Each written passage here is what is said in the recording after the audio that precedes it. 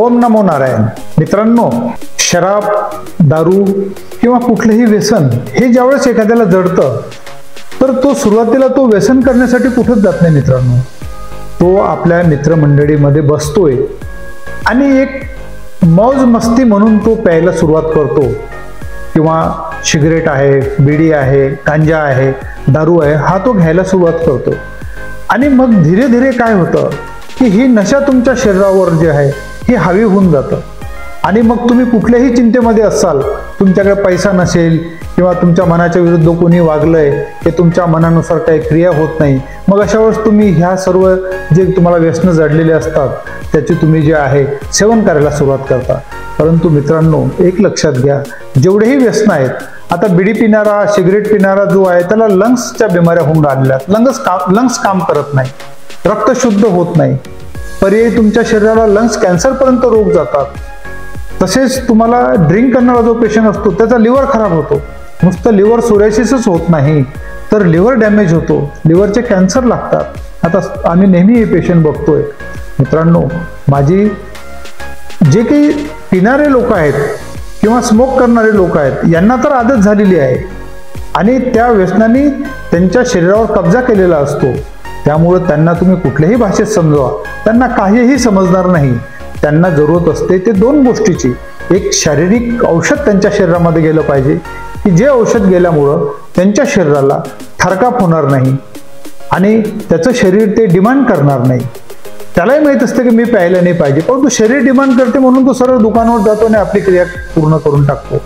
दुसरी गोष्ट असं असते मित्रांनो की त्याच्या मनावर परिणाम करण्याकरता काही आपल्या आयुर्वेदिक शास्त्रामध्ये दैव प्राशाय विधीमध्ये अशा लोकांसाठी ब्रेन वॉश करणे, त्यांच्या मनावर ज्या ताबा पूर्ववत पद्धतीने मिळवणे, ह्यासाठी काही यंत्र, मंत्र, तंत्र आणि काही होम हवनची आमच्या शिवधाम सरकारमध्ये व्यवस्था केलेली आहे.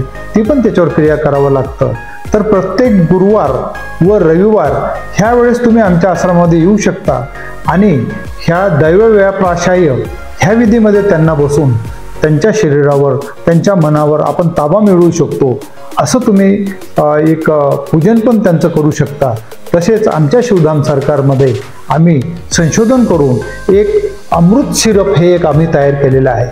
हे अमृत सिरप दररोज दारू पिणाऱ्याला संध्याकाळी अर्धा कप पाण्यामध्ये साधारणतः 15-20 मिली 2 ते 3 गुज द्यायचा आहे. ह्यामुळं काय होतं की शरीराचा तो दारू न पिल्यामुळे जो थरकाप येतो, तो थरकाप पूर्णपणे लगेच म्हणजे एक 10 मिनिटांमध्येच बंद होऊन जातो मित्रांनो. आणि शरीरामध्ये त्याचं रक्त दूषित झालेलं असतं, ते सर्व रक्त जे आहे याने शुद्ध होतं.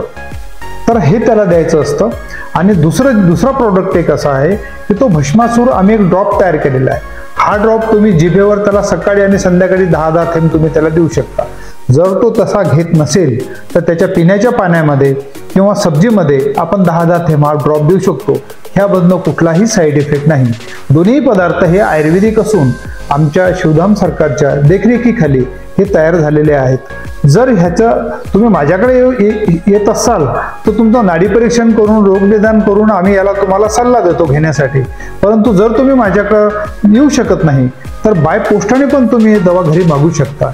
हे दोन्ही दवा तुम्हाला फक्त 2000 रुपयामध्ये 1 महिन्याची दवा मिळतं. आणि प्रत्येक 8 दिवसाला आश्रमामध्ये मला फोन करून सांगा की ह्या औषधाचा काय फरक पडला. परंतु जर तो औषध घेऊनही ऐकत नसेल आणि फार क्रॉनिक असेल तर निश्चित त्याला तुम्ही आमच्या आश्रमामध्ये कुठलाही गुरुवार किंवा रविवारला घेऊन या. अधिक माहितीसाठी आमचा शिवधाम सरकार नाशिक महाराष्ट्र यांची वेबसाईट पण आहे www.shivdhamsarkar.com. ह्यावर तुम्ही अधिक माहिती घेऊ शकता. खालील दिलेले नंबर्स आहेत. आपल्या काही शंका असतील तर त्या तुम्ही मला शेअर करू शकता. लगेच फोन उचलून मला माझ्याकडे माहिती घेऊ शकता. किंवा रुग्णाला मुफ्त चेकिंग, नाडी परीक्षण व रोगनिदान करण्यासाठी तुम्ही माझ्या आश्रमामध्ये घेऊन येऊ शकता. ह्या संधीचा आपण लाभ घ्यावा. आणि व्यसनापासनं जर एखाद्याचा परिवार उद्ध्वस्त होत आहे, काही रुग्ण माझ्याकडे असे आहेत मित्रांनो दारू घेणारे की त्यांच्या बायका त्यांना सोडून गेलेले आहेत, त्यांचे मुलं वेगळ्या मार्गाला लागलेले आहेत, परिवार उद्ध्वस्त झालेला आहे, घरामध्ये म्हातारे माणसं आहेत, त्यांची सोय घेतल्या जात नाही, समाजामध्ये तुमची पूर्णपणे बदनामी झालेली असतं, तर मित्रांनो त्या नुसत्या दारू पिणाऱ्याला तुम्ही दोष देऊ नका, कारण की तो अडिक्टेड झालाय मित्रांनो. त्याला तर ते हवंच. तो घरामधले भांडे बर्तन विकूनही तो दारू प्यायला तयार असतो. तर त्याला तुम्ही माझ्याकडे घेऊन या, आणि जर ह्या औषधांनी दारू सुटली नाही तर आमच्याकडं व्यसनमुक्ती केंद्राची आम्ही निर्माण केलेली आहे, त्यामध्ये पण तुम्ही त्याला आणून ठेवू शकता. तरी ह्या अशा चांगल्या संधीचा शिवधाम सरकारमध्ये आपण लाभ घ्या व अधिक माहितीसाठी खालील नंबरवर सर्व शंकाचे समाधान करा. ह्या संधीचा लाभ घ्या. ओम नमो नारायण.